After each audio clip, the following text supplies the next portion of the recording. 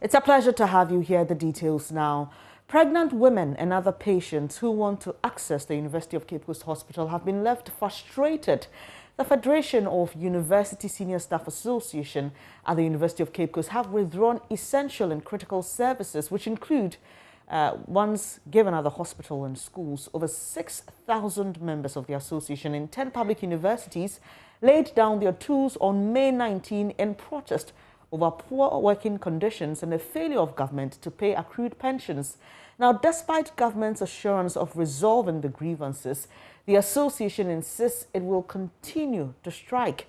Richard Kodjonyako went around the University of Cape Coast campus and reports apart from the hospital, most of the classrooms at the university's basic school are without teachers, and students have taken over the teaching of their peers. On the campuses of the University of Cape Coast, the strike by the Federation of the University Senior Staff Association was having a huge impact as members of the federation who work at the university hospital have withdrawn their services. Pregnant women who had come to be seen by hospital officials were left unattended too. As a pregnant woman, you know that sometimes there will be complications. Even if there is none, you have to come so that you see that your baby is healthy or not.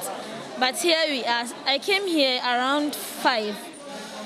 Then nothing is showing. I'm still sitting here. And they are telling us that the antenatal books are finished because they have to go and take it from stores. And the stores people are also on strike. So because of that, no one can take care of her. Even the junior staff people cannot take care of her because there is no book for them to take the records inside. So we are just sitting here hoping that someone can come here to help us. It's very difficult. Some of us have to go to work too. And we've left work coming to take care of ourselves here and only to be told because they are on strike, nothing can be done to us. The situation was no different at the University Basic School. The teachers who belonged to the Federation were not in class when the task force went round whipping their members into line. The school pupils expressed their worry and called for something urgent to be done. The teachers are gone, and as we are in the class, we are not doing anything. All we are doing is fooling, and one day will not get any job to do. The strike has affected our teachers, and some of them are not even coming to school. So I will appeal to the government that they should try and stop the strike and pay them with their money so that we can get learning effective. Director of the University Health Services, Dr. Evans Ekenam, says his outfit was doing all it can to contain the situation, but pleaded with the authorities to see to the end of the challenge. The manpower that we need, those experienced hands, we don't have them on the ground, and it's really a problem. We've had to refer many of our cases to the teaching hospital, and that is not the best. That is not the best. So we are really feeling the impact on the ground. But we still continue to do our work because we are health professionals. We are like military people. No matter what it is, we have to keep protecting our people, and that's a job we are still doing on the ground. Chairman of the University of Cape Coast Federation of the University Senior Staff Association of Ghana, Sandy Kumisinatra, says they won't relent until their demands are met. I'm highly impressed looking at the compliance level of our members. Almost all of them are at home, and we encourage them to continue to do that for us, as we also do our best as leaders to make sure that our demands are being pressed home. Unfortunately, no, that is not what we wish for the people. We wish that the academic calendar will not be disrupted, that people can go about their normal duties without any disruption. But unfortunately, where we are, we have no better option than to rope them in to strike, to press on our demands. The work of the task force has not been ended. It is now that we have even re-engineered them to go down to the grounds and do the work and do it effectively to make sure that none of our members comes to work so that the effects that we all anticipate will be achieved. As the Federation has withdrawn the critical and essential services, the strike is becoming extremely biting. Patients and parents are calling on government to act to avert any unfortunate occurrences. Reporting for JoyNews, Richard Kodjonyako, Cape Coast. So thankfully we have Richard Kodjonyako on the line, and Richard joins us via Zoom. Hello Richard, paint a picture to us of what the situation is like this morning.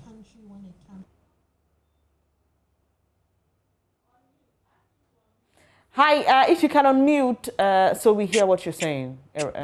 Okay, so this morning the situation is not different from yesterday, how the situation was. Patients that went to the the University of Cape Coast Hospital are stranded as of now because there are no workers to serve them. In fact, it's left with some slim staff there, national service persons, and other people that the university health services have fallen on to come and fill the vacuum that has been created as a result of the absence of the Senior Staff Association of Ghana. So that is the situation at the University of Cape Coast Hospital. If you go to the University Basic School, the situation is terrible. And so there is currently a management meeting to decide whether the school pupils there are supposed to go home because they will go to school and there would be no teachers in the classroom. The task force that has been formed by the Senior Staff Association of Ghana, they are moving around the offices, the schools, the hospitals to drive away some of their members who have decided to go to work. And so that is what the task force has done, and they are still doing. Yesterday, they decided to embark on that operation, and this morning, they are moving from one university office to the other, to the hospitals, and to sack members that would not stay home, that would not heed to their advice. And so that is what currently is happening. So tell us what the alternatives are for these pregnant women and patients who try to access healthcare at the university's hospital. So some of them, because they have made the University of Cape Coast Hospital where they go to for their services, they started the antenatal care. And so there are specific medical officers there who attend to them. So now they do not know what to do other than to switch to other places. Then they would have to start all over because they would want to go and secure cards. But members within the University of Cape Coast community, the University of Cape Coast Hospital is where they go to for medical attention. And so going to other facilities is a clear problem. It's a huge problem for them. But for the university basic school, and that is where the situation is because parents have come to drop their kids. They expect that the teachers that belong to the Senior Staff Association would teach them. And they go there, and it is peer teaching that is currently ongoing because the teachers who, came to school have been driven away by the task force that has been formed by them. And so the management is currently in a meeting deciding whether there should be a closure of the basic schools there so that the students will not come to school and then be left stranded in the classroom. All right, Richard, if I get you right, these teachers are at the schools but are not teaching, right? Some have come. So who's taking responsibility for the kids who've been brought in by their parents? Is the situation that they've been left on their own?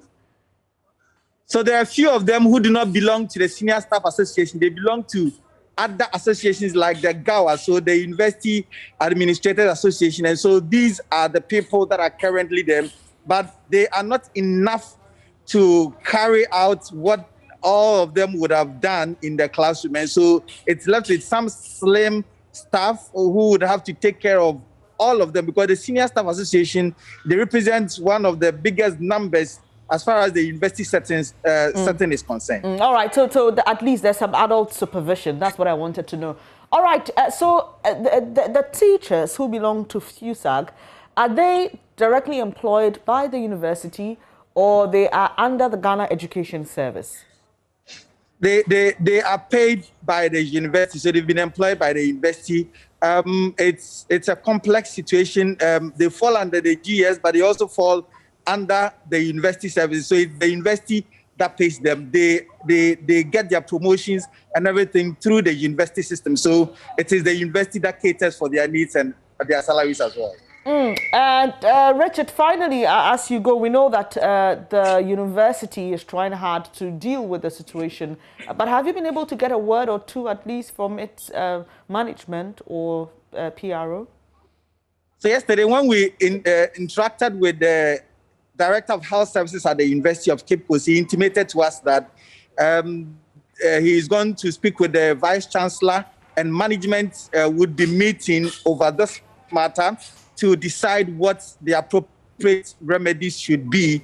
And so today we reckon that the university management should be meeting on this case because it is becoming extremely biting for not only the university hospital and then the basic school, but how people, the students of the university, those who are currently undertaking sandwich at the university, how they even access simple services at the university. So it appears it is affecting a whole lot as far as the university setting is concerned. All right. Thank you very much, Richard Kojonyako, joining us from the Central Region capital, Cape Coast, painting that picture to us of the situation at the University of Cape Coast. Let's move on to some other stories now.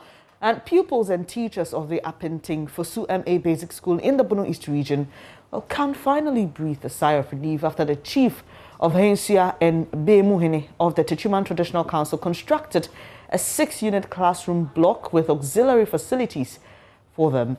The gesture, according to the philanthropist, is to ameliorate the hardships facing school-going children in the area. Bono East Region Director of Education, Ifua Amoa, at a brief handing over ceremony, called on all to be supportive by contributing towards improving the standard of education in various communities there. Anna Sabit has more in the following report. Hanswa is one of the fastest growing communities in the Techiman municipality of the Bono East Region. School-going kids in the area prior to the establishment of the Apenting Fosu MA Basic School used to walk miles to Techiman to have access to education. The school, since its establishment nearly 2 decades ago, is being faced with several challenges. Key amongst them is the unavailability of classroom structures to aid teaching and learning. Madam Celia Amponsa Apia is the headmistress of the school. We started the school with some teachers from Hanswa Ketri. So we were there and some children came that they always cross the river before going to school. So they want us to enroll them. They were in class 5. I took it upon myself to teach them. We at first went to someone's uncompleted building. The man came and drove us away. We sat under his cashew trees the same time. So we just adjust within the JHS environment and the mango trees. And you know, sitting under trees when it is raining, even if the cloud starts to, we have to close them when it is raining. And this place, if you look at the road, the cars, dust and the rest, it wasn't comfortable for us. She says the school is being faced with other challenges, including the lack of textbooks and a computer laboratory to aid ICT education. And then textbooks. We are not having textbooks. I can travel from here to Nsuta for textbooks from other schools. We need computer lab for the children, both JHS and primary. Nana Apenting Fosu Jiabo is the chief of Hanswa and the Bamuhini of the Techiman Traditional Council. The traditional ruler, out of his own benevolence, has constructed a 6-unit classroom block for the Apenting Fosu MA school. He shares with us what informed his decision to embark on this project. When this place was established and people were coming here, there was where children were going to school in Techiman, walking at a distance, most especially on the high street. So as a father, as a leader, it touched me to get a school here. With the assistance of my community leaders, we started that private school here to get these children into the school. But as the community was growing, the number was also growing. And we saw it wasn't nice. By virtue of where I'm coming from as a teacher, I saw the need of education and I decided to put up an actual school for the children. The traditional ruler called on philanthropists in other parts of the country to assist their various communities and stop waiting on government to do virtually everything. You know, it is not everything the government can do, and it will not be done at the right time you may need it. So if there is an opportunity, I'm praying, and I'm begging everybody who can do anything by himself should not wait for the government. Regional Director of Education, Mrs. Ifua Amwa, was thankful to the traditional ruler and urged all to emulate same. Equally important, we must applaud Nana Apenting Fosu Jiabo II, Chief of Hanswa, who played a key role in getting the school started and well-resourced, and again going ahead to secure these wonderful buildings for the school. Join me, ladies and gentlemen, in thanking Nana by giving him an applause. Let's clap for Nana. Nana, Aiko. She also appealed to parents to be supportive to their wards education in order to aid them climb the educational ladder. My dear parents, I wish that you would give support to our children who are in school. Even though government has taken majority of the responsibilities off your shoulders, dear parents, you must still make sure that your children eat before they go to school. Parents, let us provide some logistical support to augment what government does. We stay a while on education. A primary 3 teacher at Pechi Presbyterian Basic School in the Ashanti region is spearheading, a project to obtain school uniforms for pupils in the school who cannot afford it. It's been discovered that majority of poor pupils who do not have uniforms have low self-esteem, which impacts their academic performance. Nana Yaljima has more in the following report. Primary 2 pupils in the Pechi Presbyterian Basic are going through reading lessons in English. Class teacher Sylvia Kwedu, after reading the passage and explaining it to the pupils, make them read after her. Some of the students are uncomfortably seated on the dual desk in threes, finding difficulty to spread their reading materials on the table. Some of them are without prescribed school uniforms. Their guardians are unable to purchase them the uniforms. Mrs. Kwedu explains some students exhibit low self-esteem due to their underprivileged background. Sometimes when you are talking about maybe appearances in class, how they should dress, you realize that some of them are not comfortable with how they are dressed. So it was worrying. A survey by school authorities revealed over 100 pupils have no school uniforms or such attires are in bad shape. Coupled with desk challenges, teaching and learning here are negatively affected. Headmistress Kezia Che Asante explains the impact of the situation on the school. Some are sitting in 5. The smaller ones in the class are being forced to sit in 5. And then the bigger ones or the older ones are sitting in 3s. Under normal circumstances, it should be 2 to a desk. And this is posing a problem for them because of how they'll be able to write and write well. Mrs. Kwedu, a teacher at Pechi Presby Basic School, together with some philanthropists, have aided the pupils with 103 uniforms for both boys and girls. She hopes it helps improve learning in the school. It would help them so much that those who are not having, now they will be equal with their friends who are having it.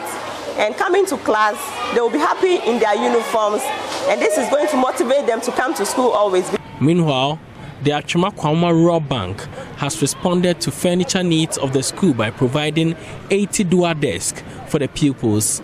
Board Chairman Patrick Osu says the gesture is geared towards teaching and learning. So if you build human being, you are building the nation. That is why we have decided to help,